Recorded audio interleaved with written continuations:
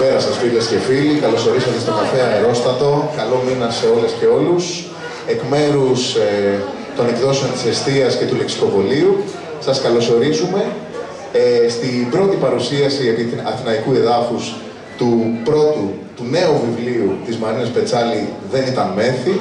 Ευχαριστούμε πάρα πολύ που είστε εδώ. Θα προλογίσω παρουσιάζοντας εν συντομία τους συντελεστές μας. Η κυρία Ουρανία Λαψίδου θα συντονίσει, δημοσιογράφος και συγγραφέας. Κυρία Λίδια Τρίχα, ιστορικός και νομικός, βρίσκεται στο πάνελ των ομιλητών. Και η κυρία Καρολίνα Μέρνικα, συγγραφέας επίσης. Και φυσικά η Μαρίνα Πετσάλη, συγγραφέας του βιβλίου. Ξεκινάμε ευθύς αμέσως. Παρακαλούμε, αν μπορείτε να κάνετε λίγο ησυχία. Τα κινητά σας, αν θέλετε, να τα επενεργοποιήσετε για να ακούσουμε. Αρχίζουμε. Λειτουργούνε.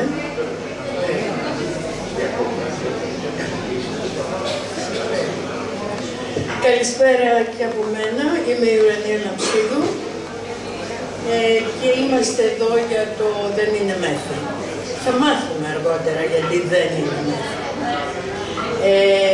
Είναι ένα βιβλίο για την ισόβια και υποδεισμένη σχέση του Αλέξανδρου Διομήδη με την Ελένη Ντάνενμπεργκ.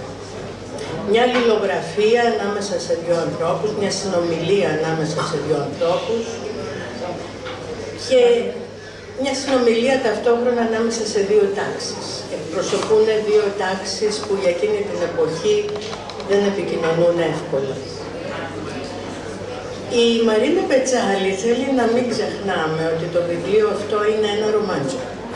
Έτσι μας λέει στη ραδιοφωνική της εκπομπή την πρόσφατη. Αλλά τι ρομάντζο, πόσα επίπεδα και πόση πολλή δουλειά. Ένα προσωπικό δράμα, διεξοδικά ερευνημένο, σημαδεμένο από την εποχή, τη μικρή και τη μεγάλη ιστορία. Η πρώτη του ύλη είναι ένα πακέτο επιστολών της μικροαστής Γερμανίδας Ελένης Ντάνενμπεργκ, που ο μεγαλοαστός Αλέξανδρος Διομήδης κρατάει σαν πολύτιμο ντοκουμέντο μιας κρυφής ζωής που δεν τόλμησε ή δεν μπόρεσε να ζήσει. Ίσως με την υποσυνείδητη προσδοκία ότι κάποιος επίγονος σε μια άλλη εποχή θα μιλήσει για αυτήν, θα βγάλει αποσιωπημένες φωνές στην επιφάνεια, σαν μαρτυρία και σαν κάθαρση.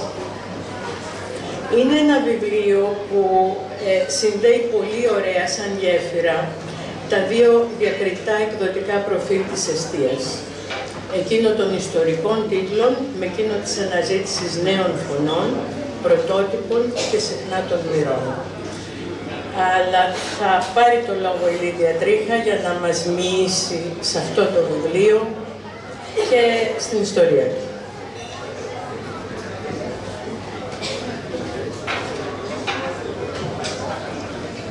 Καλησπέρα και από μένα. Ακούγομαι. Ωραία. Τα συναισθήματά μου σήμερα που παρουσιάζουμε το βιβλίο της Μαρίνας Πετσάλη είναι ανάμεικτα.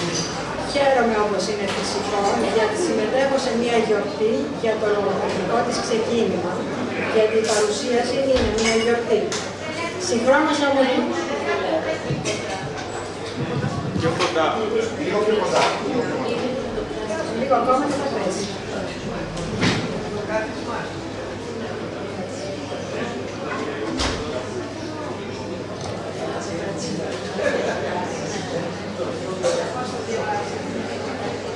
Μ' ακούτε τώρα? Ωραία. Λοιπόν, ξαναρχίζω από την αρχή. Τα συναισθήματά μου σήμερα που παρουσιάζουμε το βιβλίο της Μαρίνας Πετσάλη είναι ανάμεικτα. Χαίρομαι, όπως είναι φυσικό, γιατί συμμετέχω σε μια γιορτή για το λογοτεχνικό της ξεκίνημα. Γιατί η παρουσίαση είναι βέβαια μια γιορτή. Συγχρόνως όμως λυπάμαι, γιατί ο Νίκος, ο πατέρας της και αγαπημένος μου φίλος, δεν κάθεται εδώ μπροστά μαζί σας να μας ακούει και να χαίρεται περήφανος για την κόρη του. Τον Μάιο του 2023, 2 μήνες μετά την κυκλοφορία του πρώτου της μυθιστορήματος, η Μαρίνα, θα μου επιτρέψεις να σε αποκαλώ με το μικρό σου όνομα, η Μαρίνα λοιπόν βλέπει με συγκίνηση και περηφάνεια δύο διαφορετικούς πετσάλιδες στον ίδιο πάγκο του βιβλιοπωλείου. Το βιβλίο το δικό της και τα μυθιστορήματα του παππού της. Θα μπορούσαν να είναι και τρεις πετσάλιδες, γιατί και ο πατέρας της έγραψε εικαστικά και ιστορικά βιβλία. Το μήλο έπεσε λοιπόν κάτω από τη Μιλιά. Η Μιλιά όμως, εκτός από τα γενικά εφόδια, της έδωσε και αυτούσιο το υλικό για το πρώτο αυτό μυθιστόρημα. Ο πατέρας της συγκέντρωνε με μανία όλα τα οικογενειακά αρχεία για να τα αξιοποιήσει στα βιβλία του. Μικρανιψιός του Αλέξανδρου Διομήδη μάζευε υλικό για να γράψει μία βιογραφία του, η συγγραφή της οποίας παρέμεινε στη σφαίρα των προθέσεων. Την έγραψε αργότερα ο ξάδελφός του Νίκος Παντελάκης. Μεταξύ άλλων, και παρότι δεν γνώριζε γερμανικά, κράτησε και φωτοτύπησε πολλά έγγραφα γραμμένα σε αυτή τη γλώσσα, τα οποία για τον ίδιο παρέμεναν τέρα εικόγνητα. Βέβαια, αρχικά ούτε η Μαρίνα ήξερε γερμανικά και δεν έμαθε παρά μόνο όταν της χρειάστηκαν επαγγελματικά. Αλλά το 2004, δηλαδή πριν από 20 περίπου χρόνια, υπήρχε πλέον κάποιος στην οικογένεια που μπορούσε, αν όχι να αξιοποιήσει άμεσα το γερμανικό θησαυρό, δυνητικά όμως να τον διαβάσει. Και αυτό το δυνητικά πραγματοποιήθηκε όντως, αλλά με μεγάλο κόπο. Μία μέρα, όπως διηγείται η ίδια, έφτασε στο σπίτι της ο πατέρας της, κουβαλώντας ένα κουτί και της το άφησε λέγοντάς της ότι ίσως την ενδιέφερε να κοιτάξει το περιεχόμενό του. Και εδώ αρχίζει η ιστορία του «Δεν ήταν μέθη». Το κουτί περιείχε τις πολυσέλιδες επιστολές της Ελένης, της ηρωίδας του βιβλίου. Αλλά η ανάγνωση ήταν δύσκολη, γιατί η Ελένη χρησιμοποιούσε την παλιά γερμανική γραφή, που αν είναι πολύπλοκη στο τυπωμένο κείμενο, στο χειρόγραφο είναι τελείως δυσανάγνωστη. Τι μήλο κάτω από τη Μιλιά θα ήταν όμως η Μαρίνα, αν δεν επέμενε με πίνακες αντιστοιχειών και με πολλή δουλειά να διαβάσει και να επεξεργαστεί την αλληλογραφία.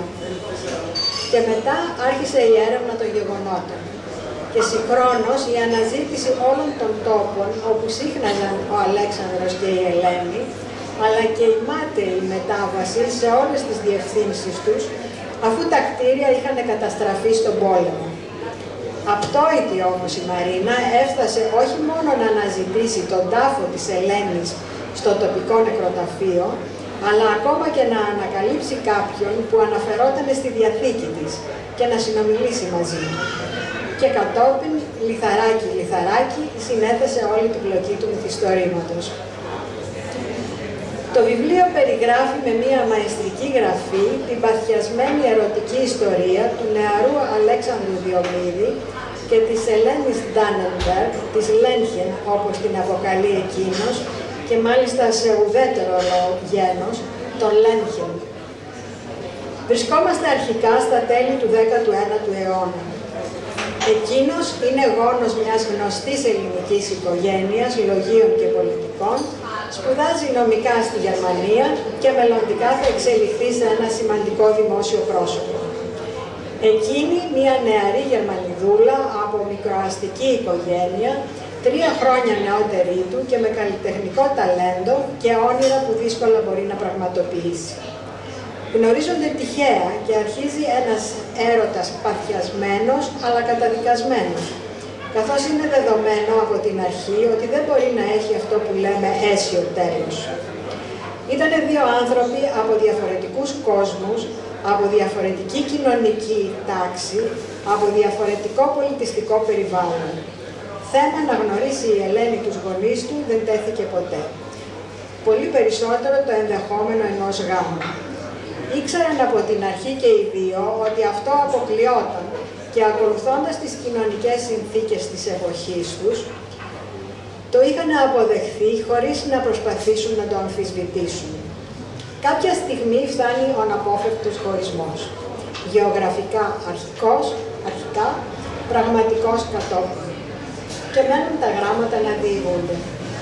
Η συγγραφέας γράφει την ιστορία με έναν έξυπνο τρόπο.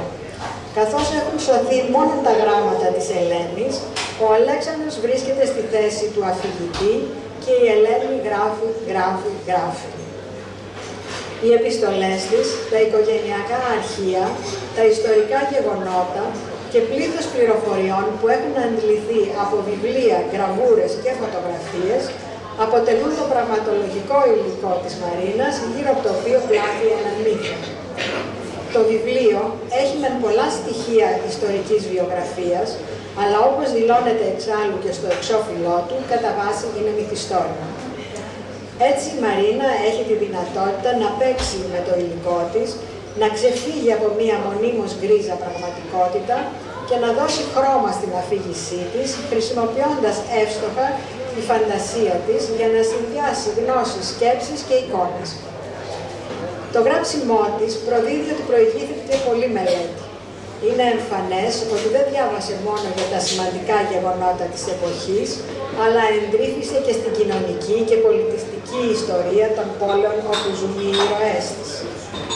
Πολλές φορές μια σύντομη φράση κρύβει πολύ ωραία έρευνα για να είναι σωστή. Ακόμα και η απουσία μιας φράσης μπορεί να οφείλεται σε πολλές και αμφανείς ώρες εργασίας που την απέκλεισαν. Δεν αρκεί όμως η δουλειά που έκανε η Μαρίνα διερευνώντας και συλλέγοντας το υλικό της για να κερδιθεί ο αναγνώστης. Το γλαφυρό κείμενο που έχουμε στα χέρια μας ξεπηδάει από ένα πηγαίο συγγραφικό ταλέντο που μας αποκαλύπτεται. Αρχίζοντας να διαβάζει κανείς το βιβλίο και να παρακολουθεί την εξέλιξη του μύθου, χωρίς καλά-καλά να το συνειδητοποιήσει, βλέπει ζωντανά μπροστά στα μάτια του το Βερολίνο με τις εξοχές του, τους δρόμους και τα κτίρια του, τους ανθρώπους του με τις συνήθειες, τα ταμπού και τις επιθυμίες τους. Τους βλέπει να πηγαίνουν στο θέατρο, να γυρίζουν βιαστικά στο σπίτι τους ή να κάθονται στα ζαχαροπλαστεία μετά από μια ωραία βόλτα. Ακούει το βούισμα του αέρα, τις φωνές των παιδιών, τη μουσική. Κοντολογής βρίσκεται στο κέντρο της βερολινέζικης ζωής και συμμετέχει σε αυτήν όπως ακριβώς θα γίνει και με την Αθήνα ή το Παρίσι. Και αυτό είναι η γλύκα, ας πούμε, του βιβλίου. Το γεγονός ότι ο Αλέξανδρος δεν ήταν ένας οποιοσδήποτε νεαρός δανδής φοιτητής, αλλά είναι ο Διομήδης, που υπήρξε κατόπιν συνεργάτης του Βενιζέλου στα οικονομικά επί πολλά χρόνια, υπουργός οικονομικών, πρώτος διοικητής της Τράπεζας της Ελλάδος και πρωθυπουργός κατά τη λήξη του εμφυλίου, δίνει μια άλλη διάσταση στην ερωτική τους ιστορία. Η σχέση του με την Ελένη και το ιδιόμορφο νιάξιμο του ενός για τον άλλον εξακολούθησαν να υφίστανται μέχρι το τέλος, παρόλο που είχαν χρόνια να ειδωθούν. Αλλά ήταν μια σχέση σαφώς άνηση και η ανισότητα αυτή διατρέχει όλο το βιβλίο και γίνεται πιο έκδηλη όσο εκείνος προχωρά στη ζωή του και εκείνη μένει πίσω. Η Ελένη είναι καταδικασμένη να μην μπορεί να ξεφύγει από το ρόλο της μετρέσας του, πράγμα το οποίο ο Αλέξανδρος αποδέχεται κατά τη γνώμη μου ως φυσιολογικό. Η Μαρίνα έχει άλλη άποψη, την οποία θα μας την πει μετά. Παρότι ήταν ένα από τα πιο ανοιχτά πνεύματα της εποχής του, με κάθε άλλο παρά συντηρητικές ιδέες, στο συγκεκριμένο θέμα της αντιμετώπισης της κατώτερης ταξικά Ελένης ως το αντικείμενο του πόθου του, δεν ξεπερνά τις κοινωνικές συνθήκες της εποχής του. Έτσι, ως προς αυτό, δεν διαφέρει από πολλούς άλλους επιφανείς ήμοι, αλλά οπωσδήποτε λιγότερο προοδευτικούς από τον ίδιο συγχρόνους του, δίνοντάς μας τροφή για φεμινιστικές σκέψεις. Μέσα στο διαμορφωμένο αυτό πλαίσιο, η Ελένη θεωρεί απόλυτα φυσικό να του ζητά όχι μόνο την ηθική βοήθειά του για να πραγματοποιήσει τα καλλιτεχνικά της όνειρα, αλλά και χρήματα για να ζήσει. Και εκείνος ανταποκρίνεται πάντα θετικά. Την ιστορία τους τη μαθαίνουμε από τις επιστολές της Ελένης που τις κράτησε ο Αλέξανδρος μέχρι να πεθάνει. Εκείνη τις δικές του τις κατέστρεψε. Ωστόσο δεν μας μένουν πολλά κενά, αλλά δεν θα αναφερθώ στις λεπτομέρειες του μύθου, στο πώς γνωρίστηκαν και πώς άρχισε η ερωτική του σχέση, ούτε στις διακυμάνσεις που πέρασε. Δεν θα περιγράψω τις δύο οικογένειες και τις διαφορές τους, ούτε τα συναισθήματα του Αλέξανδρου και της Ελένης, και βέβαια δεν θα αναφερθώ στις συνέπειες του γεωγραφικού χωρισμού τους όταν ο Αλέξανδρος επέστρεψε στην Αθήνα. Ούτε βέβαια στο γάμο της Ελένης, γιατί αυτά πρέπει να τα διαβάσετε στο βιβλίο και να τα απολαύσετε με την ανάγνωση. Και αν αναφέρθηκα στο γάμο της Ελένης, το έκανα μόνο για να κεντρήσω την περιέργειά σας. Ο αναγνώστης απορροφάται από την ερωτική σχέση βέβαια, τον ενθουσιασμό και τις απογοητεύσεις της και αγωνία για την τύχη των δύο νεαρών εραστών, ιδιαίτερα καθώς ο Αλέξανδρος εξελίσσεται σε ένα γνωστό και σημαντικό πολιτικό. Όμως για κάθε βιβλίο υπάρχουν πολλές αναγνώσεις. Έτσι, πέρα από τη σχέση αυτή, υπάρχει και η ιστορική διάσταση, καθώς συγχρόνως με την προσωπική τους ιστορία, εκτιλήσονται τόσο η ελληνική όσο και η γερμανική ιστορία σε εποχές δύσκολες. Αλλά μπορεί να διαβάσει κανείς και το «Δεν ήταν μέθη» και αλλιώς, επικεντρώνοντας τις κοινωνικές και πολιτιστικές άγνωστες εν πολλοίς λεπτομέρειες που δίνονται και που αποτελούν από μόνες τους ένα μεγάλο θέμα, με τους παραλληλισμούς, τις ομοιότητες και τις διαφορές των δύο κοινωνιών και ιδιαίτερα της μεγαλοαστικής αθηναϊκής και της μικροαστικής γερμανικής. Παρόλο που με την πρώτη ματιά το βιβλίο αυτό της Μαρίνας κατατάσσεται στην ηθιστορία, η ανάγνωσή του καταδεικνύει ότι δεν είναι μόνο αυτό. Και τελειώνοντας, δεν έχω τίποτα άλλο παρά να σας πω, αγοράστε το και διαβάστε το. Ευχαριστώ.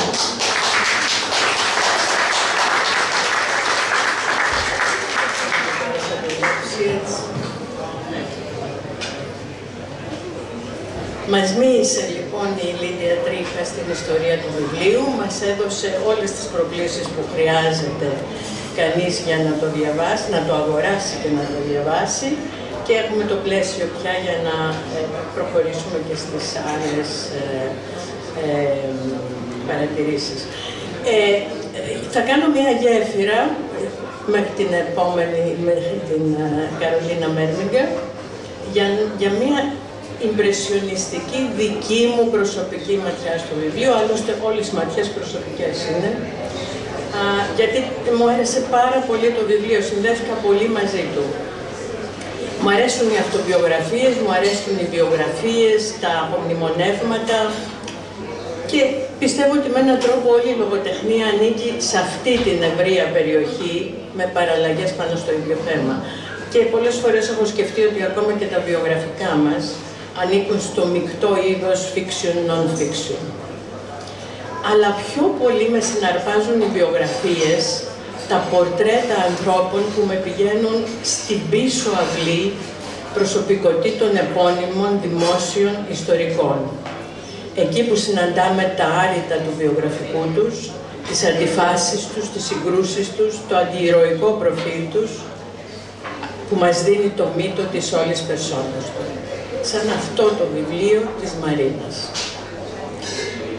Ακουμπάει στο πακέτο αυτό των επιστολών, η αρχιτεκτονική του βιβλίου. Σε αυτό που κρατάει σαν πολύτιμο κοιμήλιο ο Αλέξανδρος Διομήδης για μια κρυφή ζωή.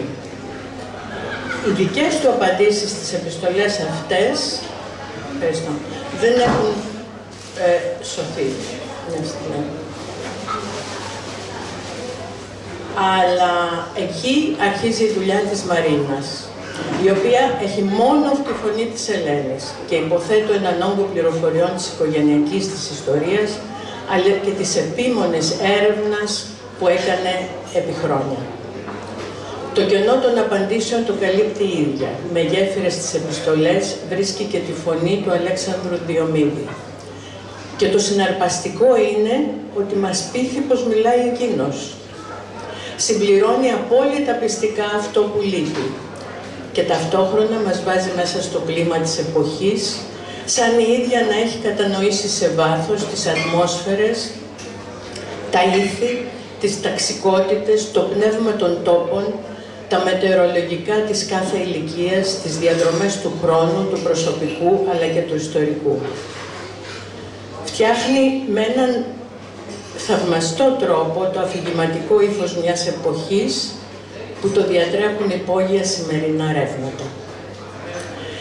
Είναι ένα βιβλίο που δεν σε πιάνει από τα μαλλιά, δεν το επιδιώκει, θέλει μια ήσυχη προσεκτική ανάγνωση για να αποκαλυφθούν τα επίπεδα και οι ποιότητές του. Τόσο ήσυχη και προσεκτική όσο και η συγγραφή του. Γιατί το σημαντικό εδώ είναι ότι η Μαρίνα Πετσάλη περνάει τα πάντα κάτω από το ραντάρ. Στη ραδιοφωνική της συνέντευξη μας έχει πει ότι το ίδιο έκανε και ο πρόγονός της, ο Αλέξανδρος Διομήδης. Και αποκαλύπτει τη δική της ποιότητα ως συγγραφέα, την ικανότητα να εξαφανίζεται οικειοθελώς μέσα στο έργο της. Κατέχει πολύ καλά αυτήν την αγγλοσαξονική αρετή του self-effacing, γιατί όλα είναι εκεί για τον αναγνώστη, χωρίς την εκβιαστική δική της παρέμβαση. Σε αυτή την αφήγηση είναι τα πάντα μαζί και απέναντι. Είναι οι καρδιές και τα σώματα που συναντιούνται και οι ζωές που αποκλίνουν. Είναι εκείνη αποφασισμένη να ζήσει τον πυρετό ενός έρωτα, να διεκδικήσει τον εραστή της μέχρι ταπείνωσης, να προσπαθήσει με κάθε μέσο να αποδράσει από την τάξη της. Είναι εκείνος που αντιστέκεται, μοιράζεται μαζί της τον πυρετό, αλλά κρατάει αποστάσεις από το πάθος του, δεν χάνεται στη δίνη της σχέσης, την παρατηρεί, την αναλύει και ταυτόχρονα αποδέχεται και ταυτίζεται απόλυτα με τον κώδικα της τάξης του. Ξέρει που ανήκει και δεν θέλει να αποδράσει. Εκείνη γίνεται ολοκαύτωμα. Ό,τι άλλο της συμβαίνει είναι μια έκπτωση. Εκείνος, αντιστεκόμενος, υιοθετεί τις συμβάσεις που θα τον οδηγήσουν στους χαμηλόφωνους δημόσιους ρόλους του. Ακόμα και για αυτούς διστάσει. Ο παρατηρητής μέσα του δεν τον αφήνει να αυταπατηθεί. Η πολιτική μας λέει δεν ασχολείται με τα πραγματικά προβλήματα. Θα μεταπλάσει το πάθος σε μια ισόβια φροντίδα και μέριμνα για την Ελένη. Στην αρχή ως Πυγμαλίων και στη συνέχεια ισόβιος ναυαγοσώστης της. Αν θα διάλεγα έναν από τους δυο, θα είχα μια προτίμηση σε εκείνη, έτσι όπως μου την παρουσιάζει η Μαρίνα Πετσάλη μέσα από τις επιστολές της, σε ένα διαρκές κοντραπούντο με εκείνον. Είναι μικροαστή, φτωχή, μόνιμα απένταρη, προσπαθεί να μην εκπέσει ηθικά, αλλά πολλές φορές υποχωρεί και μου λέει με τη φωνή της ότι δεν πάσχει η ηθική της. Η επιβιωτική της αγωνία την κάνει σχετική. Κάθε ηθική της έκπτωση είναι μια πλάνη φυγής. Σήμερα ίσως θα αναγνωρίζαμε σε αυτή την προσπάθεια της Ελένης τον δυναμισμό της ταξικής κινητικότητας που τότε είναι μια γνωστή έννοια.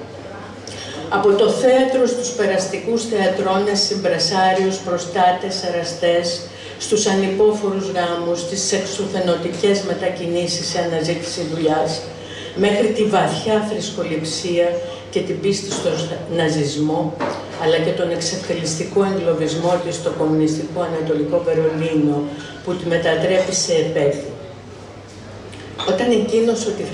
Όταν εκείνος θα μάθει ότι υψώνει το χέρι της στον ναζιστικό χαιρετισμό, θα μας δώσει μια από τις πιο ενδιαφέρουσες αποστροφές του βιβλίου, τόσο διαχρονική και επίκαιρη, σε εκδοχή ιστορικής διαλεκτικής. Μαρίνα, θα μας το διαβάσει αυτό γιατί είναι πολύ ενδιαφέρον.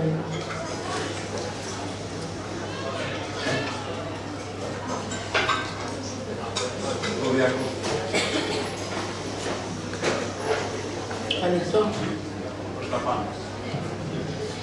Ναι, είναι μία σύντομη μόνο παράγραφος. Λέει λοιπόν ο Αλέξανδρος, γράφοντας το 1944. Στα μέσα της δεκαετίας του 30 ήταν πολλοί αυτοί που εθελοτυφλούσαν και άνθρωποι σαν τον Νίκο και την Ελένη ήταν ιδιαίτερα ευάλωτοι στην πλάνη του ναζισμού.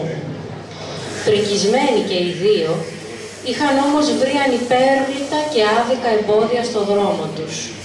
Διόλου απίθανο λοιπόν να βρίσκονταν ανάμεσα στους απογοητευμένους και κοινωνικά ανασφαλείς που διψούσαν για το είδος ουτοπίας με την οποία δελέαζε τώρα τον κόσμο ο Φιούρερ.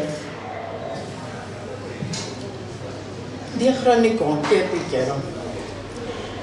Και εκείνος είναι ενδιαφέρον ότι ένας βαθιά και αυθεντικά φιλελεύθερος άνθρωπος, avant la lettre στις απόψεις του, πολύ μπροστά από την εποχή του, κάνει εντύπωση με τα σημερινά μάτια πόσο συντηρητικός και άτολμος εμφανίζεται κοινωνικά, με μια ψυχαναγκαστική αταραξία, με μια ασταμάτητη εκλογήκευση που από κάτω όμως τάζει η πληγή αυτού του ανέφικτου.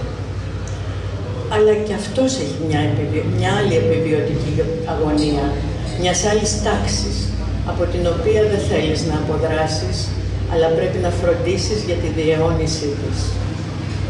Είναι λοιπόν μια ιστορία καταλυτική και για τους δυο, αλλά καταδικασμένη. Οι δυο αυτοί άνθρωποι δεν θα μπορέσουν να συναντηθούν ποτέ σε μια κοινή ζωή, σε μια εποχή που τα ταξικά σύνορα δεν είναι πορόδι, είναι αυστηρά περιφραγμένα και κάθε αυτομόλυση από την αστική τάξη σε καθιστά από συνάγωγο. Είναι μια ιστορία που μας θυμίζει ότι οι ζωές δεν είναι ατομικές, είναι αποτυπώσεις και μαρτυρίες της εποχής τους και από αυτή την άποψη έχουν έναν τραγικό περιορισμό. Σε ευχαριστώ, Μαρίνα Πετσάλη, για αυτό το πολυεπίπεδο και σύνθετο βιβλίο. Η σημερινή παρουσίαση μου έδωσε την ευκαιρία να το διαβάσω προσεκτικά, όπως το αρμόζει, επίμονα και ανασκαπτικά. Και ευχαριστώ και εσένα, Εύα Καραϊτίδη, για την έκδοσή του, γιατί το κρίσιμο είναι να εκδίδεται ένα βιβλίο και όχι να μένει στα συρτάρια. Αλλά γιατί δεν ήταν μέθη, Μαρίνα, θα μας το πεις με τα λόγια της Ελένης.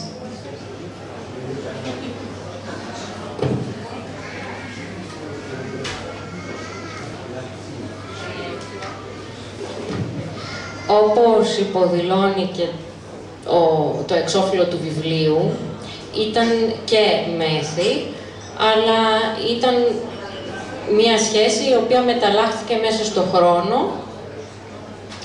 Γράφει λοιπόν το 1906 η Ελένη, δηλαδή 10 χρόνια μετά την αρχή της σχέσης, στον Αλέξανδρο τα εξής, ο οποίος έχει να τις γράψει πάρα πολύ καιρό, αλλά τις έχει πρόσφατα επικοινωνήσει μαζί της. Βέρνη, 4 Απριλίου του 1906. Αγαπημένε μου Αλέξανδρε, ώστε ξανάδωσες ανέλπιστα σημεία ζωής. Απορούσα με την ακατάληπτη σιωπή σου και είχα αρχίσει να πιστεύω ότι θέλεις να με εξαλείψεις από τη μνήμη σου. Σε ευχαριστώ από καρδιάς για τα τρυφερά σου λόγια, μου έδωσαν μεγάλη χαρά. Και εγώ το πιστεύω, Αλέξανδρέ μου, πως τα όσα ζήσαμε μαζί και η ένταση της αγάπης μας ένωσαν για πάντα. Τα χρόνια που πέρασαν, 10 ατέλειωτα χρόνια, μας έδειξαν πως δεν ήταν πλάνη, δεν ήταν μέθη αυτό που μας έδεσε, αλλά η μία και μοναδική αγάπη, η μεγάλη, που μένει αξέχαστη και δεν την ξαναζείς ποτέ.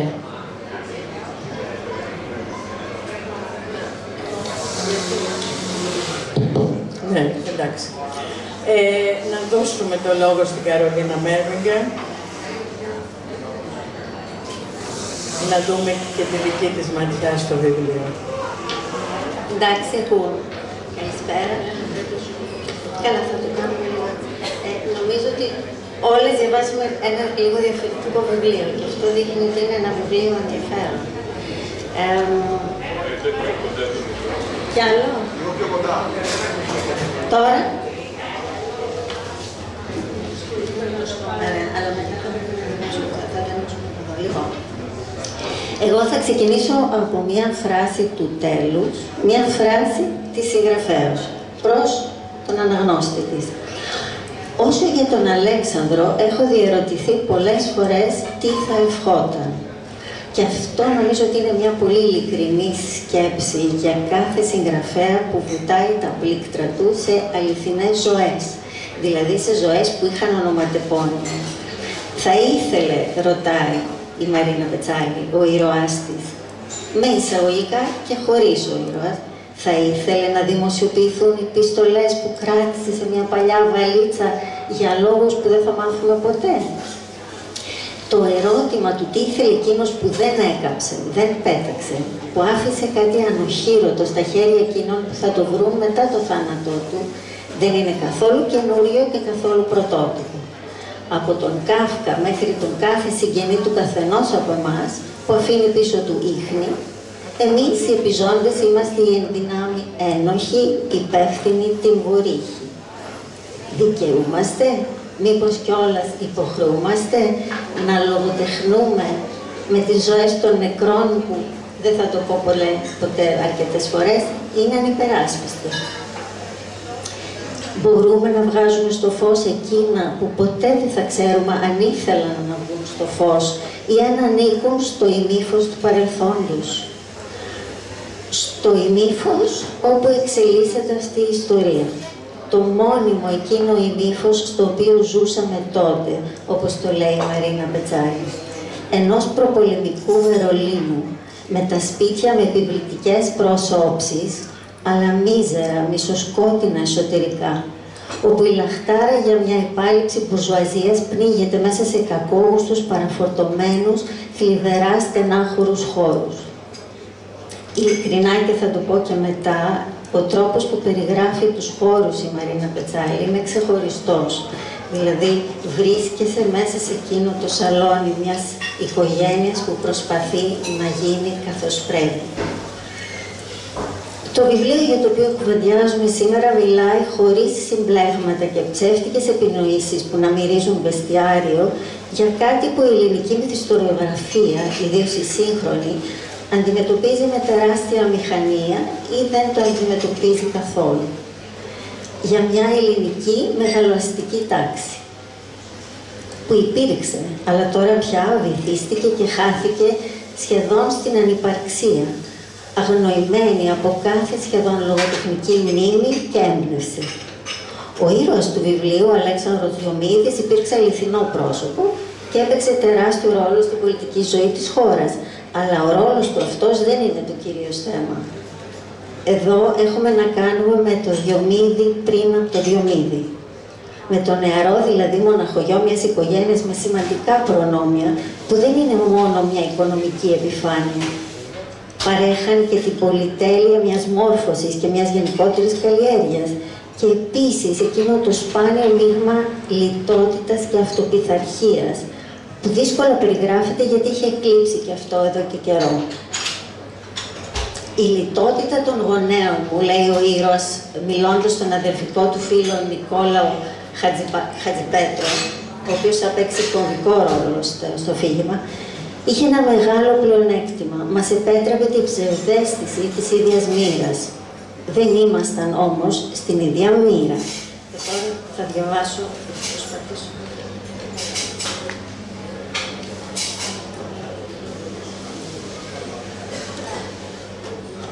Λέει λοιπόν, ο Νίκος ήταν παιδί Ελλήνων εμπόρων της Βάρνας, με περιορισμένα μέσα και ακόμα πιο περιορισμένες διασυνδέσεις. Ενώ εγώ, ως γόνος εδρεωμένης και διακεκριμένης οικογένειας των Αθηνών, είχα λαμπρές προοπτικές. Κάναμε όμως πως δεν το ξέραμε και η πόλη μας άφηνε στην ησυχία μας. Στο Βερολίνο ήμασταν δυο περαστικοί. Κάτι θα γκρεμίσω στο τέλος.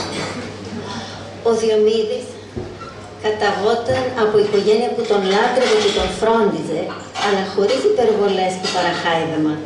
Παρατίθενται κάποιες επιστολές του πατέρα του, ενός πατέρα ψύχρεμου, ακριβοδίκαιου, αυστηρού και τρυφερού μαζί, που με οικονομία δίνει μετριασμένες συμβουλές στο γιο του που ψάχνεται.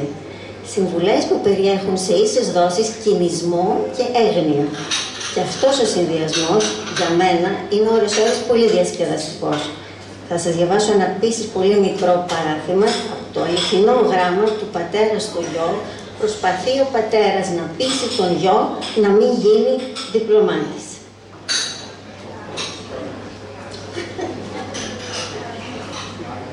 Ναι, δεν ξέρω αν έκανε καλά, αλλά πάντως το επιχείρημα είναι καταπληκτικό.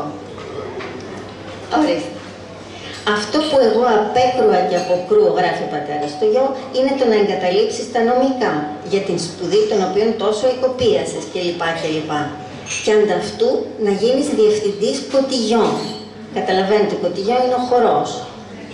Καταρχάς επί 4 έτη και να τρέξει κατόπιν επί 4 ακόμα έτη ως υποπρόξενος γραμματέας, ποιος ξέρει σε πόσες τρύπες του Λεβάντε, και να κατασταλάξεις ίσως κάποτε ως γραμματέας καμίας πρεσβείας, ζητώνα τους γονείς σου χρήματα για να ζήσεις. τους τσακίζει τους διπλωμάτες. Λοιπόν, αυτή λοιπόν η μεγαλωστική τάξη των προνομιούχων νεαρών φυσικά ερωτεύεται.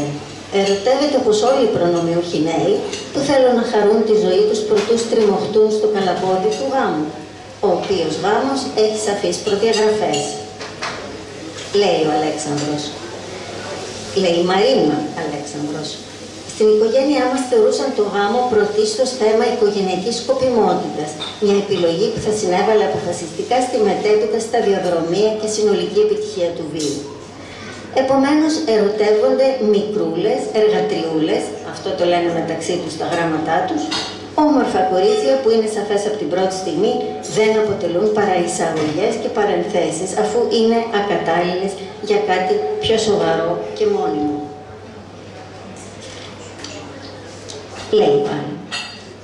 Έχει μόλις γνωρίσει την κοπέλα, ο Αλέξανδρος, την οποία από την πρώτη στιγμή του αρέσει πάρα πολύ. Παρ' όλα αυτά, λέει, ήθελα και δεν ήθελα να δεχτεί την πρόσκλησή μου. Το γεγονός και μόνο ότι είχε ξεπορτήσει μόνη για να αγοράσει εισιτήρια θεάτρου και το ότι συμφώνησε τελικά να έρθει στην παράσταση ήταν ενδείξεις ότι δεν επρόκειτο για κοπέλα της καθοπρέπει μεσαίας τάξης, πόσο δε της καλής κοινωνίας.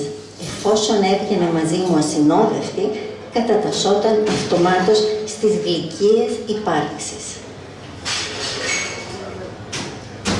Ένα άλλο πολύ, για μένα πολύ ωραίο κομμάτι είναι, αφού λίγο έχουν γνωριστεί, την πηγαίνει ο νεαρός Αλέξανδρος σε ένα καφέ και μετά παρατηρεί με ματιά που είναι και ερωτευμένη, αλλά και πολύ σκληρή, ότι η κοπέλα δεν ξέρει να αναγνωρίσει κανένα από τα ονόματα των γαλλικών γλυκών, των γκατό.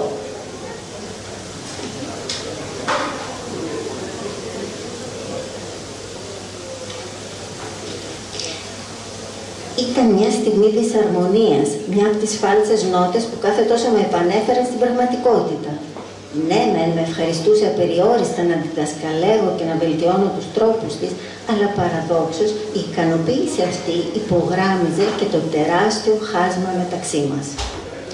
Τέλος πάντων, το μήνυμα ελήφθη, έρος με ταξική διαφορά. Το λέει επιγραμματικά η Μαρίνα Πετσάλη. Δεν είναι και πολύ πρωτότυπο. Η όμορφη Λένχεν είναι καταδικασμένη επομένως εξ αρχής στο ρόλο της ερωμένης και στην επακόλουθη ηθική κατρακύλα. Γρήγορα θα ενδώσει στον έρωτα, γρήγορα θα μάθει να ζητάει χρήματα και δεν θα σταματήσει ποτέ, ακόμα και 50 χρόνια μετά, και γρήγορα θα παραδεχτεί ότι έτσι είναι τα πράγματα. Μεταξύ τους δεν υπάρχει περίπτωση για κάτι άλλο. Έτσι είναι και θα είχαμε εδώ άλλη μια ερωτική ιστοριούλα, έρωτος με ταξική διαφορά της εποχής εκείνης, αν η συγκεκριμένη δεν μας επεφύλασε εκπλήξεις. Η πρώτη έκπληξη είναι ότι τελικά γάμος θα γίνει, αλλά όχι αυτός που νομίζαμε, και γι' αυτό δεν θα πω τίποτα, όπως και η κυρία Τρίχα, γιατί δεν θέλουμε να κάνουμε spoiler. Η άλλη έκπληξη είναι ότι αυτή η κολόνια τελικά κράτησε μια ζωή. 55 ολόκληρα χρόνια μετά, η Λένχεν, που τώρα πια υπογράφει Ελένη Χατζηπέτρου, του γράφει.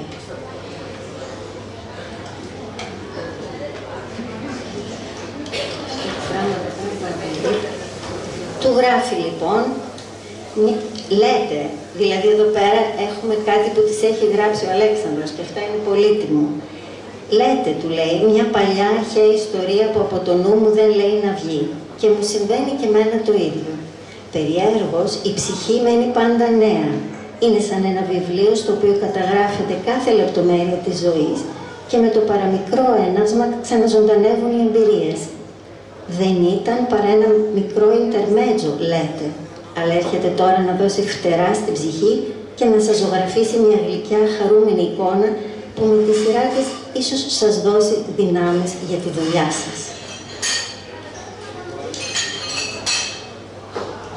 Και αυτό λοιπόν που σημαίνει εδώ, το είπαμε και οι τρεις, αυτό δεν είναι απλώς μέθη. Ήτανε κάτι παραπάνω.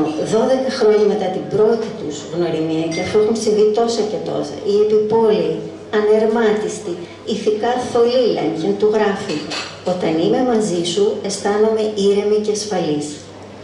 Μπορούμε λοιπόν αυτό να το πούμε έρωτα ή όπως αλλιώς θέλουμε, αλλά το σίγουρο είναι ότι αποτελεί το βασικό υλικό της λογοτεχνίας. η ανεξήγητης μυστηριώδης ατραπή της ανθρώπινης ύπαρξης. Καμιά φορά ή και πολύ συχνά ελοχεύει σε ένα βιβλίο ένας μυστικός πυρήνας που κρύβεται ακόμα και από τον ίδιο τον συγγραφέα του, έως ότου αποκαλυφθεί στις ολοκληρωμένες σελίδες του. Θέλω να πω ότι καθώς γράφεται και ξεδιπλώνεται ένα μυθιστόρημα, καμιά φορά αναδύεται και κάτι άλλο πέρα από το αρχικό θέμα, κάτι που διαπερνά τις γραμμές και τις σελίδες του με μια αίσθηση αυθεντικότητας που αφήνει ένα ανεξίτηλο στίγμα. Και εδώ, πιστεύω, είναι οι τόποι. Η Μαρίνα Πετσάλη, αφηγούμενη μια ιστορία ανθρώπων, αφηγείται και τις πόλεις τους, με τρόπο μαγνητικό. Βερολίνο, Παρίσι, Βέρνη, Αλεξάνδρεια, Χάγη, Κολονία, Αθήνα και Κηφισιά. Είτε επειδή τις ξέρει και τις αγαπά και τις κουβαλά μέσα της, είτε γιατί έχει κάποιο άλλο λόγο, δεν έχει σημασία. Τις ξετυλίγει και μας τις προσφέρει με όλες τις αποχρώσεις, τα φώτα και τις αντανακλάσεις τους μέσα στη φέτα του χρόνου που τους αντιστοιχεί. Και αυτός ο αυθόρμητος, πηγαίος και γνήσιος κοσμοπολιτισμός είναι και αυτός ένα ωραίο και σπάνιο δώρο για τη σύγχρονη ελληνική μυθιστοριογραφία. Κάτι εν προκειμένου όχι μόνο απολαυστικό, αλλά και θεμελιώδες για αυτή την ιστορία, γιατί οι ήρωές της δεν θα μπορούσαν να αναπνέουν, να περπατούν, να απαγγέλουν ποίηματα, να γελάνε, να τρώνε και να ερωτεύονται, χωρίς τους τόπους και τους τρόπους με τους οποίους μας τους παραδίδει, με γνώση, τρυφερότητα, ίσως και κάποια νοσταλγία. Όπως απαιτεί κάθε μυθιστόρημα, αλλά και κάθε ερωτική ιστορία, εδώ δεν υπάρχουν τελικές απαντήσεις. Το what if της ιστορίας παραμένει μετέωρο. Αν τα πράγματα ήσαν αλλιώς, αν οι Λέμχενοι τα πλούσια και κοινωνικά αποδεκτοί, αν μπορούσαν να είχαν παντρευτεί, πώς θα ήταν? Είναι τόσο κρίμα να μην υπάρχει τρόπος να ενώσουμε τις τύχες μας, του γράφει. Πόσο ευτυχισμένοι θα ήμασταν εμείς, κοινικοί αναγνώστες, αλλά και θεατές τόσων και τόσων ιστοριών, μπορεί να αμφιβάλλουμε, αλλά δεν μπορούμε και να το απορρίψουμε. Και αν... Τελειώνοντας, ξαναγυρνώ από εκεί που ξεκίνησα. Διαβάζω τα λόγια που βάζει η Μαρίνα Πετσάλη στον ήρωά της, που, είπαμε, υπήρξε ένας κορυφαίος πολιτικός της εποχής του. Εισαγωγικά, δεν είμαι καμωμένος για την πολιτική, ποτέ δεν ήμουν. Ποιος μιλάει εδώ? Στις τελευταίες σελίδες του βιβλίου, ο μυθιστορηματικός Διομήδης, γέρος πια, άρρωστος και φορτωμένος με όλες τις απώλειες της προσωπικής του ζωής, αλλά και της ζωής της χώρας που υπηρέτησε, εξομολογείται. Το εξομολογείται το βάζω εγώ σε εισαγωγικά. Γιατί τα λόγια δεν είναι δικά του, ή είναι, ή θα μπορούσαν να είναι. Δεν ξέρω πόσο βάρος, μόχθος και αμφιβολίες χρειάστηκαν στη συγγραφέα για να γραφτούν κάποια λόγια. Δεν ξέρω σε ποιο βαθμό πρόκειται για πρωτοβουλία, ίσως αφαιρεσία.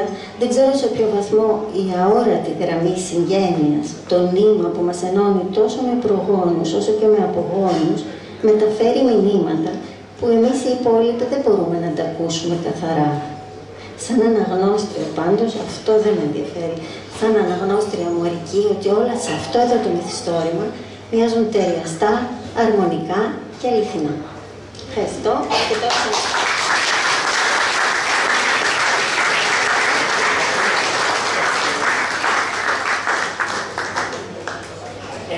η Μαρίνα, το μεσημέρι που κουβεντιάζαμε στη φιλόξενη εστία, έλεγε ότι την ενδιαφέρει πολύ ο διάλογος που μπορεί να ακολουθήσει από αυτές τις προσωπικές ματιές που και οι τρεις μας καταθέσαμε. Οπότε, ας της δώσουμε αυτό που θέλει.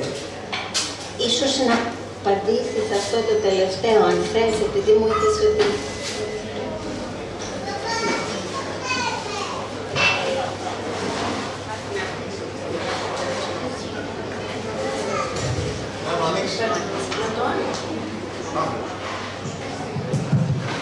Τώρα δουλεύει, ναι.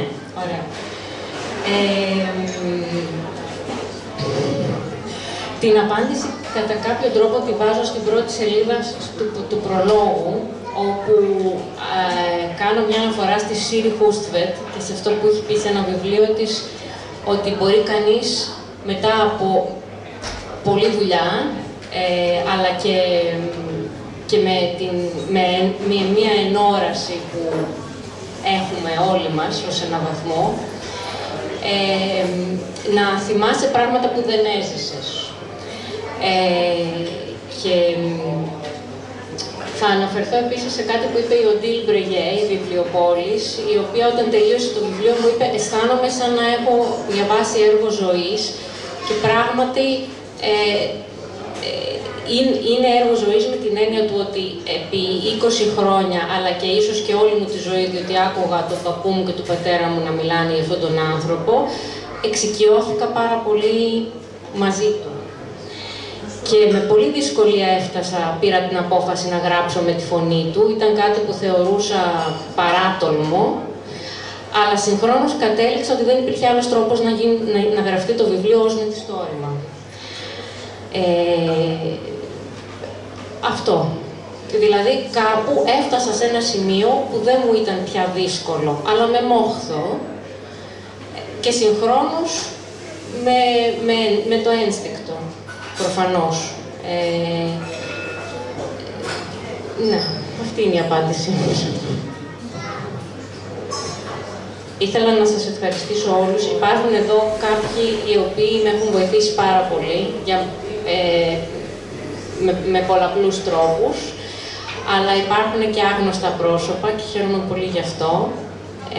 Αλλά θα ήθελα πάρα πολύ να ακούσω δικά σας σχόλια και ερωτήσεις, αν υπάρχουν, ή αλλιώς να σας διαβάσω ένα κομμάτι από το βιβλίο.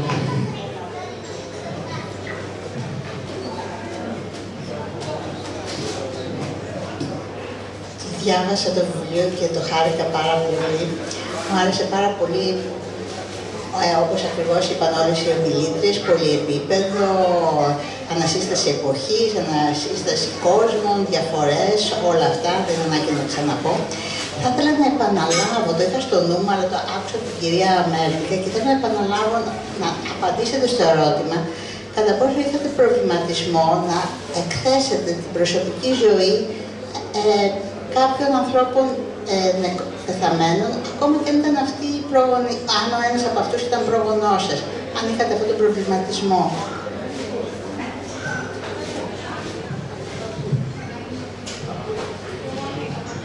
Όχι, δεν τον είχα, θα έλεγα.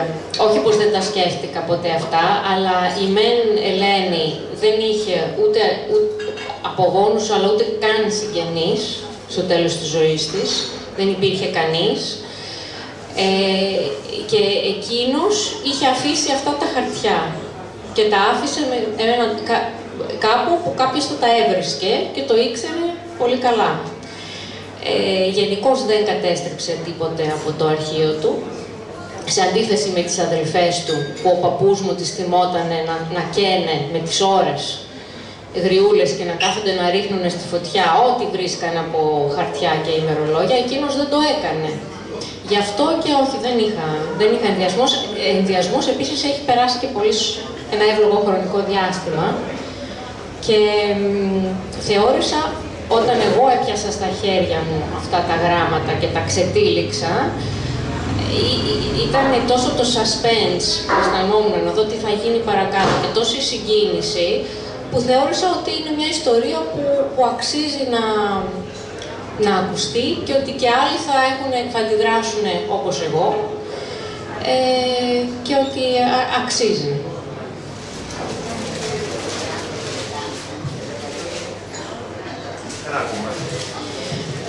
Ναι, έχω κάνει πολλή δουλειά, αλλά είχα πράγματι πάρα πολύ βοήθεια από ανθρώπους που δεν υπάρχουν πια. Ήθελα να πω πριν και το ξέχασα, ότι πάρα πολλά πράγματα που λέω, που βάζω στο στόμα του Διομήδη, προέρχονται από συνεντεύξεις που είχε πάρει ο πατέρας μου του παππού μου, οι οποίες ήταν σε μπομπίνες, αλλά είχε γίνει μεταγραφή, πώς λέγεται, και είχα ουσιαστικά τον παππού μου να μιλάει για αυτόν τον άνθρωπο, τον οποίο έζησε 50 χρόνια και ήταν ουσιαστικά γιος του, δηλαδή και ήταν και κληρονόμος του Διομήδη, ζούσαν στην ίδια πολυκατοικία κτλ.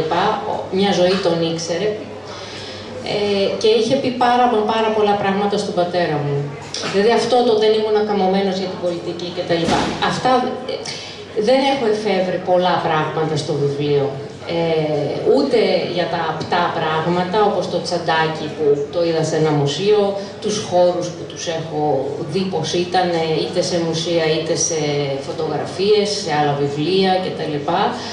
Αλλά ούτε και δεν υπάρχει τίποτε αυθαίρετο, θα το πω έτσι. Βέβαια,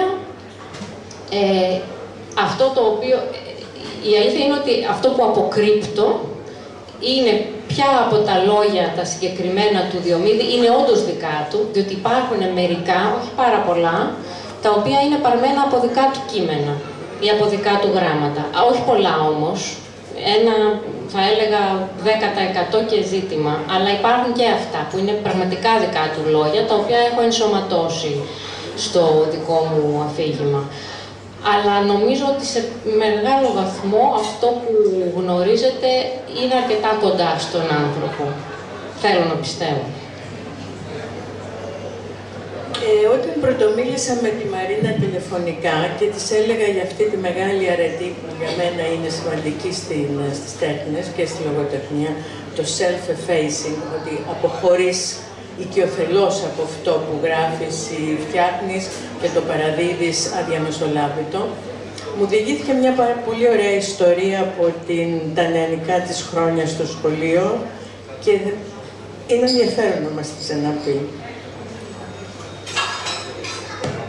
Θα σας την πω με χαρά. Είναι εδώ και δύο κυρίες που θα θυμούνται τον άνθρωπο για τον οποίο θα μιλήσω. Έναν δάσκαλο αγγλικής φιλολογίας που είχαμε στο σχολείο τότε, τον κύριο Greenhalgh. Λοιπόν, ήταν ένας χαρισματικός νέος, πρέπει να ήταν 25 ετών τα χρόνια εκείνα, να έχει μόλις βγει από το πανεπιστήμιο και είχε έρθει στην Ελλάδα, να ζήσει στην Ελλάδα και δίδασκε στο σχολείο μου για τα προστοζήν. Και έξω από τα μαθήματα που κάναμε, προσπαθούσε διάφορους μαθητές να τους εμπνεύσει, να γράφουν κείμενα λογοτεχνικά. Είχαμε κάνει ένα περιοδικό στο σχολείο κτλ. Και είχα γράψει κι εγώ λοιπόν κάτι. Και μου έκανε, δεν του άρεσε καθόλου. Και είναι κάτι το οποίο κι εγώ θα το έκλαιγα ευχαρίστως, σαν τις γιαγιάδες, αν το έπεφτε τώρα στα χέρια μου. Αλλά τι μου είπε? Μου λέει, εδώ το πρόβλημα είναι ότι έχεις γράψει κάτι, στα αγγλικά μου είπε, opaquely personal. Δηλαδή κάτι τόσο προσωπικό που δεν με ενδιαφέρει κανέναν. Αδιαπέραστα προσωπικό. Και αυτό δεν ενδιαφέρει. Πρέπει να φύγεις από εκεί για να γράψεις καλά. Και ναι, με αυτή την ιστορία βρήκα ένα αντικείμενο με το οποίο μπορούσα ακριβώς να μην γράφω για τον εαυτό μου καθόλου. Δεν είμαι ούτε σαν τον Διομήδη, ούτε σαν τη Λένχεν, εγώ, αλλά απ' την άλλη βέβαια είναι οικογενειακή ιστορία και έχω μία επαφή, μία σχέση με το αντικείμενο, αλλά συγχρόνως πιστεύω ότι είναι ένα αντικείμενο το οποίο θα μπορούσε να ενδιαφέρει οποιονδήποτε, χωρίς καμία προσωπική σχέση με αυτό. Εσύ ποιον από τους δυο συμπαθείς?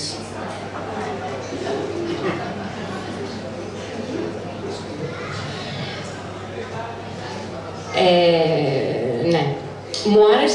Μου άρεσε ένα σχόλιο που έκανε ένας αναγνώστης λέγοντας ότι στο πρώτο μέρος του βιβλίου είχε μεγάλη συμπάθεια στην Ελένη και στο τέλος πια στον Αλέξανδρο. Ότι αυτή η συμπάθεια αλλάζει μέσα πηγαίνει από τον έναν στον άλλον, ξεκινάει κάπου και καταλήγει αλλού. Εγώ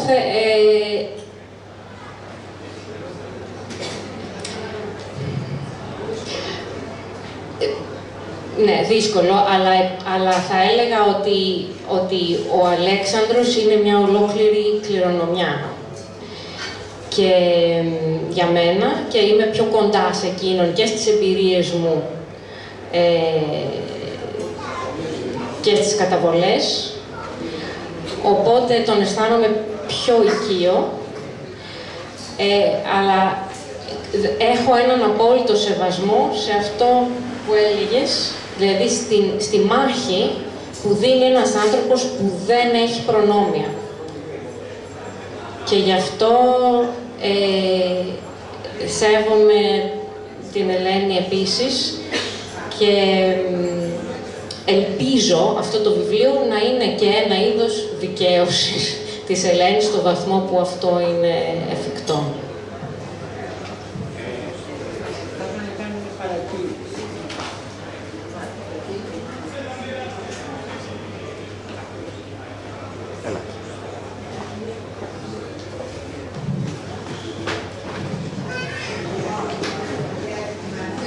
Θα ήθελα να παρατηρήσω ότι όλη η κουβέντα και όλη η ιστορία γίνεται γύρω από τον Αλέξανδρο Διομήδη, του οποίου η σκιά έπεφτε πολύ βαριά και στην οικογένεια Πετσάλη και στους υπόλοιπους, οι οποίοι ανήκαν στην ίδια ομάδα.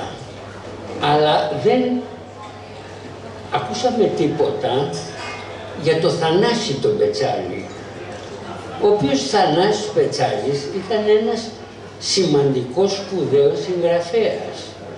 Ανήκε σε μια οικογένεια η οποία ήταν πιθανώς πιο σημαντική από τους Διομήδηδες και η προσφορά τους και στις ακαδημαϊκές θέσεις στα πανεπιστήμια και σε άλλα μέρη ήταν πολύ σημαντική.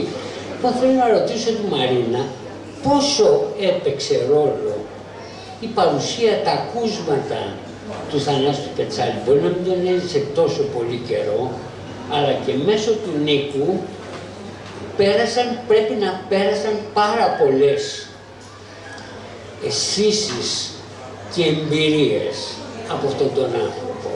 Λοιπόν, μπορεί να μας πει κάτι γύρω από αυτό το πράγμα? Ναι, αναφέρθηκα ήδη σε αυτές τις συνεντεύξεις που είχε δώσει ο παππούς μου στον πατέρα μου στη δεκαετία του 70 για το Διομήδη και πράγματι το βιβλίο πατάει σε πολύ μεγάλο βαθμό πάνω στις αναμνήσεις του παππού μου. Επίσης το ότι είναι ένα ιστορικό μυθιστόρημα θεωρώ ότι σαν εγχείρημα ίσως είναι μια συνέχεια και του δικού του έργου, κατά κάποιο τρόπο. Ναι, είναι ο αφανής ήρωας κατά κάποιο τρόπο του βιβλίου αυτού. Το βιβλίο δύσκολα θα είχα μπορέσει εγώ να βρω όλες αυτές τις πληροφορίες ψάχνοντας μόνη μου, χωρίς τη δουλειά που είχε προηγηθεί και χωρίς τη σχέση αυτή την πολύ στενή που είχε ο παππούς μου με τον Διομήδη. Εγώ τον παππού μου τον έζησα 25 χρόνια, αλλά θυμάμαι ακόμη και πολύ μικρή να πηγαίνουμε με ένα φορτηγάκι που είχε ο πατέρας μου τότε, εκδρομή κάποια Κυριακή, είχαμε πάρει τον παππού να τον πάμε κάπου προς το Μαραθώνα ή δεν ξέρω πού, και οι δυο τους να κάθονται μπροστά και να μιλάνε για το Διομήδη. Εγώ θα ήμουν ίσως, ξέρω εγώ, 10 ετών. Αυτά όλα κάπου βρίσκονται μέσα στο βιβλίο, εμέσως προφανώς. Αλλά ναι, ο παππούς μου είναι, ναι, αφανής ήρωας του βιβλίου, θα έλεγα. Και να σας αποκαλύψω κιόλας ότι αυτό που λέω το 1944, που βάζω το Διομήδη να λέει για τη Λιλή Μαρλέν, που ακούγεται κάτω στο δρόμο κτλ. Αυτό ήταν εμπειρία του παππού μου, όχι του Διομήδη, αλλά στην ίδια πολυκατοικία, και γι' αυτό θεώρησα ότι μπορώ να το μεταφέρω από τον έναν στον άλλον. Κάτι τέτοια πράγματα έχω κάνει και γι' αυτό και είναι μυθιστόρημα. Θέλετε να έρθετε πιο κοντά. Συγγνώμη. Η Μαρίνα τραγουδάει επίσης. Έχει μια πολύ στενή σχέση με το Λιλή Μαρλέν. Είναι ωραία μελωδία. Είναι μυθιστόρημα. Εκτός από μυθιστόρημα θα μπορούσε να γίνει και θεατρικό.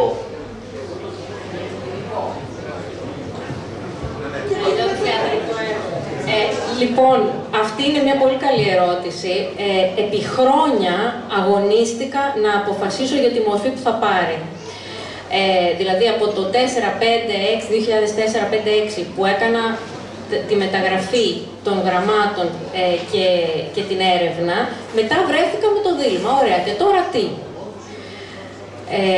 Γιατί υπήρχαν πάρα πολλοί τρόποι να το χρησιμοποιήσω αυτό το υλικό και δυσκολεύτηκα πάρα πολύ. Έχω ένα σωρό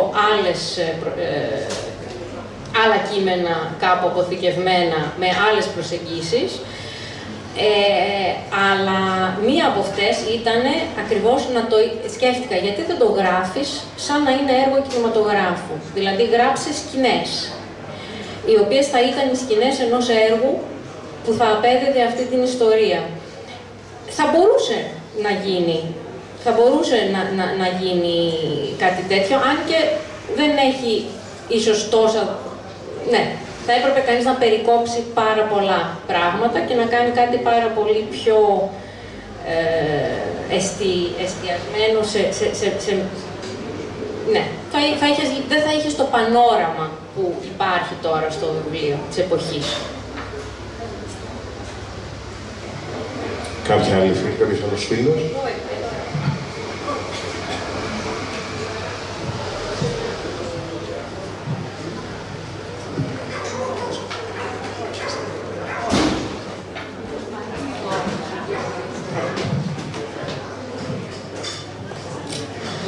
Μαρινάκη, είμαστε πολύ υπερήφανες για σένα, και εγώ και η κυρία Οικονόμου.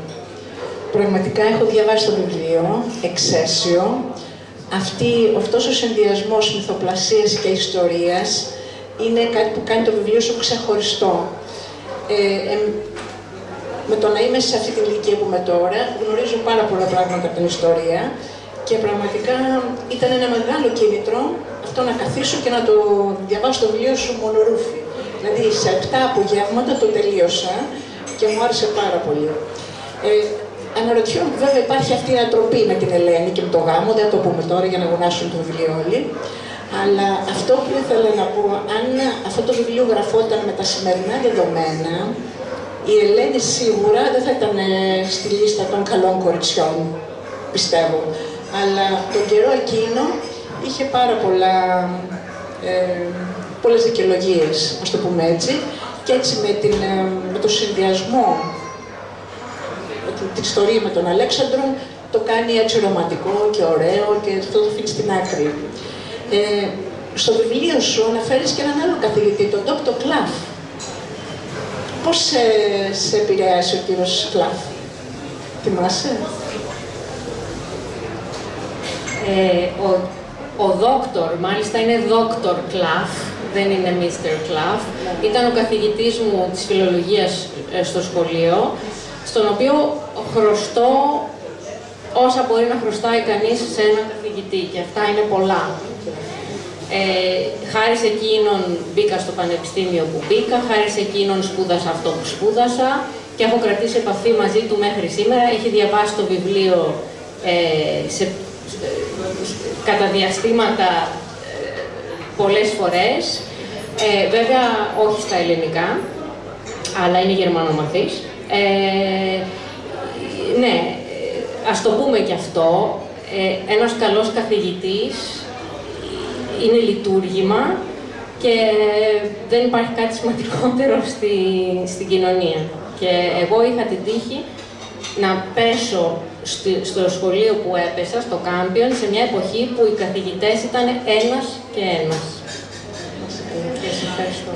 Ευχαριστούμε πάρα πολύ, Μαρινάκη. Είμαστε πολύ περήφανες για σένα και πραγματικά είσαι και από τα παιδιά που έμεινε στην ψυχή μας. Δηλαδή, εγώ προσωπικά θυμάμαι λεπτομέρειες από τη ζωή στο Κάμπιον, στο σχολείο.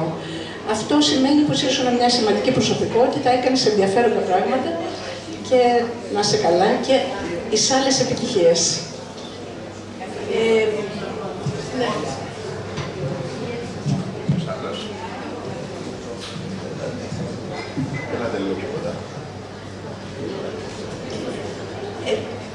Ναι.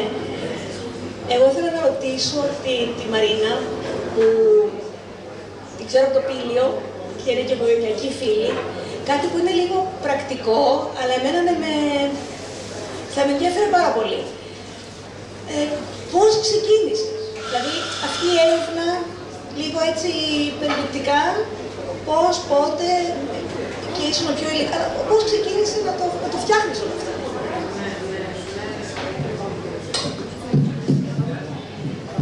Σε μια εποχή που σε έβλεπα πολύ συχνά, Εύα, το 2004, είχα πάρει 6 μήνες άδεια από τη δουλειά μου στις Βρυξέλλες, τότε που έγιναν εδώ οι Ολυμπιακοί Αγώνες, και προσπαθούσα τότε να ολοκλήρωνα την εκμάθηση των γερμανικών. Και τότε μου έδωσε ο πατέρας μου αυτά τα γράμματα. Μου τα έφερε ένα βράδυ, όχι πως δεν είχα ακούσει ότι υπήρχαν, ήξερα ότι υπήρχαν κάπου, αλλά μου τα έφερε και μου λέει μήπως τώρα ξέρεις αρκετά γερμανικά ώστε να μπορέσεις να τα διαβάσεις. Οπότε τότε κάθισα και άρχισα, και στη συνέχεια το 2005, που πάλι ήρθες και με είδες, αν θυμάμαι καλά, στο Βερολίνο, πήγα στο Βερολίνο με σπουδαστική άδεια, πάλι από τη δουλειά μου για την εκμάθηση των γερμανικών. Και επέλεξα να πάω στο Βερολίνο και όχι σε κάποιο άλλο μέρος, ώστε να μπορώ παράλληλα να πάω στα αρχεία, να πάω στις βιβλιοθήκες, βρήκα όλα τα πιστοποιητικά γεννήσεως, θανάτου κτλ. Έψαξα ό,τι μπορούσα να βρω, γνώρισα ένα ζευγάρι που θυμόντουσαν την Ελένη ακόμα, σήμερα δεν υπάρχουν πια. Βρήκα τον τάφο της, όλα αυτά γίνανε στα πλαίσια ενός χρόνου που είχα σπουδαστικής άδειας. Και συνέχεια, λίγο, και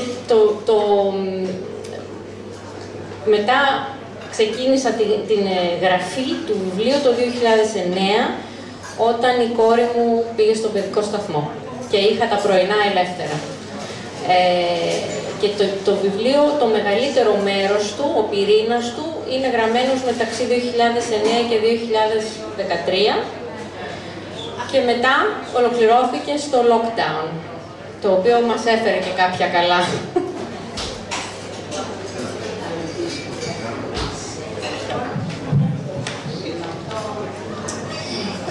Αυτό το βιβλίο κατάλαβα ότι είναι δουλειά πάρα πολλών χρόνων.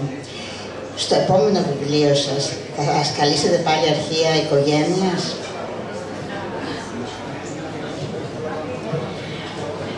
Νομίζω πως όχι. Αλλά δεν μπορώ να είμαι και βέβαια. Να σου πω, Μαρίνα, αυτή η Ελένη, συμφωνούμε, φίλοι εκεί, ότι σήμερα θα ήταν ένα κορίτσι όχι και τόσο αποδεκτό, ή θα ήταν το αντίθετο? Θα την είχε παντρευτεί ευθύς εξ αρχής ο Αλέξανδρος Διομήδης, θα είχε αποδεχθεί το μικροαστικό της γούστο και θα την είχε μοιήσει στο μεγαλοαστικό. Αυτά σήμερα συμβαίνουν και στις βασιλικές οικογένειες, πόσο μάλλον στις αστικές. Νομίζω ότι αυτό που την κάνει αυτή τη θολή, την ηθική του στολή, όπως είπε η Καρολίνα, είναι η επιβίωση. Δεν είναι ότι είναι ανήθικη. Για δείτε και από την άλλη πλευρά τι θέματα ηθικής τίθενται. Έχεις προνόμια, μπορείς να είσαι ενάρετος. Όταν δεν έχεις προνόμια, η αρετή είναι κάτι σχετικό. Δεν ξέρω, συμφωνείς?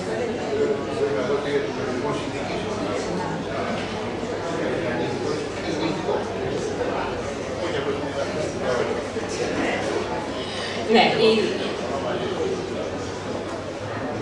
Συγγνώμη, εγώ δεν έχω διαβάσει το βιβλίο, πιστεύω το προνόμιο αυτό. Δεν έχω διαβάσει το βιβλίο και όμως δεν έχω το προνόμιο να κάνω και ερωτήσεις. Να ρωτήσω κάτι που δεν το ξέρω. Αυτό που είπατε, συμφωνώ μαζί σας. Και κάποιος καταδικάσει κάποιον για την ηθική του, πρέπει οι ομίγυροι να δείτε τι είναι η ηθική. Εγώ νομίζω ότι αν κάναμε αυτό το πείραμα, θα είναι άλλον ορισμό από αυτή. Και θα την έβγαζα ηθικοτάτη από τότε. Νομίζω ότι σε μια εποχή που έχει βουήξει ο τόπος από το Me Too, αυτή η κοπέλα έρχεται αντιμέτωπη με τον Harvey Weinstein κάθε 3 και 1. Μιλάμε για κάτι το οποίο δεν έχει αλλάξει καθόλου. Τώρα, θα μπορούσε βέβαια να έχει, να είχε καλύτερη τύχη σήμερα, μπορεί να κατάφερνε κάτι παραπάνω, αλλά τα δεδομένα είναι δυστυχώς όχι και τόσο διαφορετικά. Είναι πάρα πολύ διαφορετικά για ενδεχομένως σε άλλους χώρους που οι γυναίκες πλέον μπορούν πολύ πιο εύκολα να δουλέψουν επιτυχώς. Και η κλεονίκη ασπριώτη, για την οποία δεν έχει υποθεί κάτι, αλλά είναι ένας χαρακτήρας στο βιβλίο, επίσης υπαρκτός, μιας ζωγράφου ξεχασμένης σήμερα, η οποία αφιερώθηκε ψυχήτη και σώματι στο έργο της και πέτυχε την αναγνώριση. Βλέπουμε, παρακολουθώντας την από μακριά, το κόστος που μπορούσε να έχει αυτό τότε. Εντάξει, η τέχνη για να την υπηρετήσεις έχει κόστος και σήμερα, αλλά ενώ πολλά πράγματα έχουν βελτιωθεί για τις γυναίκες, άλλα παραμένουν δύσκολα, πιστεύω. Ένα πλούτο πληροφοριών για τη ζωή του θεάτρου, για τις περιπέτειές της στο θέατρο. Δεν διαφέρουν καθόλου έναν αιώνα μετά από αντίστοιχες σημερινές καταστάσεις που πολύ πρόσφατα έχουμε γίνει όλη η κοινωνία του τι συμβαίνει σε αυτούς τους χώρους. Άρα, σήμερα θα ήταν μια γυναίκα στην πρωτοπορία κάποιων κινημάτων. Και ίσως ο Αλέξανδρος Διομήδης θα ήταν περήφανος να έχει μια γυναίκα τόσο προβεβλημένη κοινωνικά, με τόσες δυναμικές απόψεις. Με αυτό δεν θα συμφωνήσω. Μάλιστα, όταν η Ελένη το 1901 δουλεύει ως, όχι ακριβώς γραμματέας, αλλά ως receptionist, θα λέγαμε, σε ένα πολύ πρωτοποριακό association, τέλος πάντων, της εποχής εκείνης, γυναικών ακριβώς.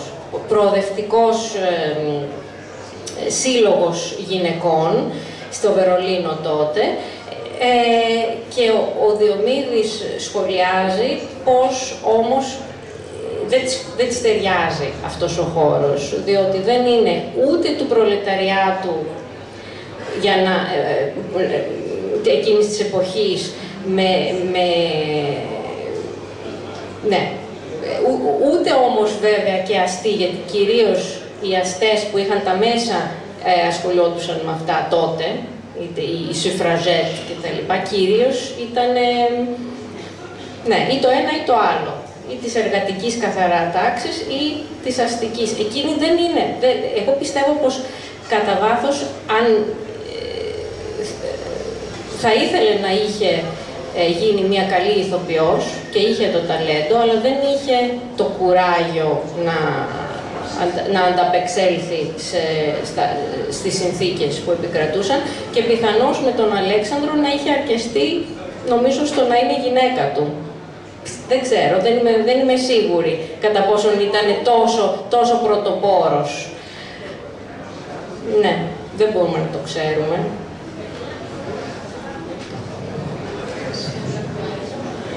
Δεν έχω διαβάσει το βιβλίο ακόμα, αλλά μου δημιουργείται μια απορία και αν θέλει η Μαρίνα να μας το πει. Εάν ήταν της ίδιας κοινωνικής τάξεως, η έκβαση θα ήταν η ίδια? Αν ο Αλέξανδρος και η Ελένη ήταν της ίδιας κοινωνικής τάξεως, όχι, δεν θα ήταν η ίδια. Δεν θα ήταν.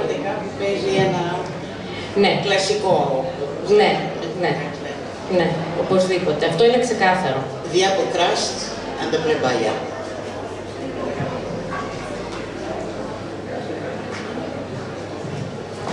Υπάρχει κάποια άλλη φίλη, κάποιος άλλος φίλος που θέλουν να ρωτήσουν κάτι?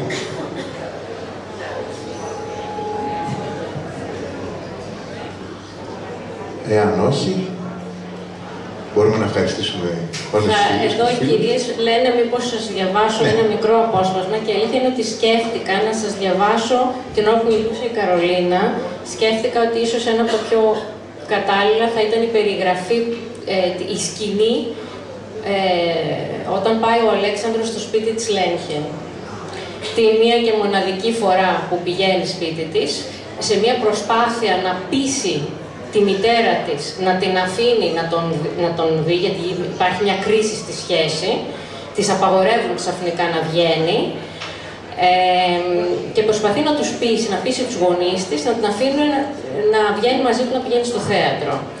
Και η μητέρα της Ελένης λέει, φέρε τον να τον γνωρίσουμε. Και πηγαίνει λοιπόν, όχι, κάπου εδώ είναι, μισό λεπτό. Εδώ. Λέει λοιπόν, η ακόλουθη επίσκεψή μου στο σπίτι των Ντάνενμπεργκ έμελε να είναι η πρώτη και η τελευταία, αλλά μου έμεινε αξέχαστη. Πήγα πεζός, τρέχοντας σχεδόν, όλο λαχτάρα και αγαλιών μέσα στο κρύο. Επιτέλους θα την ξανάβλεπα. Τίποτε άλλο δεν είχε σημασία, όλα θα πήγαιναν καλά και ούτω καθεξής. Χτύπησα το κουδούνι και εισήλθα χωρίς δεύτερη σκέψη σε έναν κόσμο εντελώς ξένο. Μου άνοιξε η υπηρέτρια, μια κοπελίτσα στην ηλικία της Ελένης, μα ήδη εξαντλημένη, και πέρασα σε έναν υποφωτισμένο διάδρομο. Πουθενά το Λένχεν.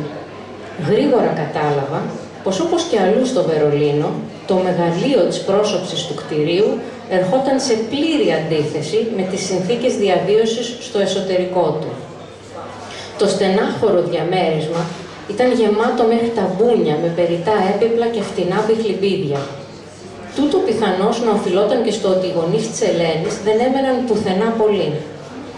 Ο πατριός της, ως ελαιοχρωματιστής, άνοιγε στην τάξη των ανθρώπων που πήγαινε όπου έβρισκε δουλειά, με αποτέλεσμα η οικογένεια να ζει σχεδόν νομαδικά. Πάντως όλα τους τα διαμερίσματα θα ήταν λίγο έως πολύ σαν και τούτο.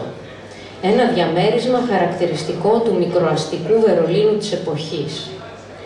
Πίσω, βλέποντας σε μια γκρίζα αυλή, είχε ένα μεγάλο δωμάτιο γενικής χρήσης. Μια κουζίνα με μικρό κελάρι και κάτι σαν τρύπα για να κοιμάται η υπηρεσία. Μπροστά όμως, με παράθυρα στον δρόμο, ήταν τα δύο καλά δωμάτια, ενωμένα με δίφυλη πόρτα. Η έλλειψη λουτρού δεν μου έκανε καμία εντύπωση, σχεδόν κανείς δεν είχε λουτρό τον καιρό εκείνο, συμπεριλαμβανομένης και της πιτονικοκυράς μου.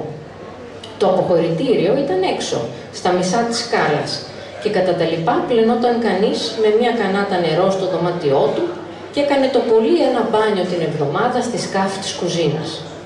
Το σαλόνι όμως ήταν ιερό και οι ταπεινότεροι υπαλληλίσκοι προτιμούσαν να στιβάζουν 4 και 6 άτομα σε ένα υπνοδωμάτιο προκειμένου να έχουν χώρο υποδοχής, στον οποίο να κάθονται αραιά και που, με τη βεβαιότητα ή έστω την ψευδαίσθηση ότι διείσδησαν επιτέλους στην πολυπόθητη μπουρζουαζία. Το σπίτι της Ελένης δεν αποτελούσε εξαίρεση σε αυτό τον κανόνα και έτσι με οδήγησαν στο αναμενόμενο σαλόνι. Παντού βασίλευε το σκότος, όχι μόνο λόγω της έλλειψης ρεύματος, όπως και το λουτρό, που όπως και το λουτρό ήταν τεράστια πολυτέλεια την εποχή εκείνη, μα κυρίως διότι ως σκλάβος της μόδας, η μητέρα της Ελένης είχε επενδύσει σε βαριές σκουρόχρωμες κουρτίνες και ταπετσαρίες. Η τύχη ήταν διακοσμημένη με σκούρα πράσινα στένσιλ και οι σανίδες του πατώματος περασμένες με κάμποσα χέρια μιας καφεκόκκινης μπογιάς που έβλεπες παντού στη Γερμανία. Όλα αυτά είχαν ως αποτέλεσμα το μόνιμο εκείνο ημίφος στο οποίο ζούσαμε τότε. Σε μεγαλύτερους χώρους δεν με ενοχλούσε, αλλά εδώ μου φάνηκε ξαφνικά αποπνικτικό. Θυμήθηκα με νοσταλγία τον ήλιο να διαπερνά τις αραχνοήφαντες κουρτίνες στα ψηλά, ανοιχτά παράθυρα του πατρικού μου, φιλελλήνων και ξενοφόντος. Ακόμη προσπαθούσα να προσαρμοστώ, όταν άνοιξε πάλι η πόρτα και όρμησε στο σαλόνι το Λένχεν. «Αλέξανδρε», ξεστόμησε, και θα είχε πέσει στην αγκαλιά μου, αν δεν αντιλαμβανόμασταν εγκαίρως την παρουσία της μητέρας της.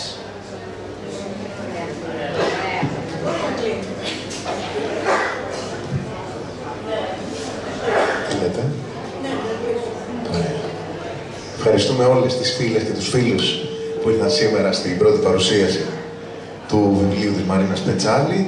Ένα τεράστιο χειροκρότημα για τους συντελεστές και φυσικά θα ευχηθούμε καλό ταξίδι. Ευχαριστούμε όλους.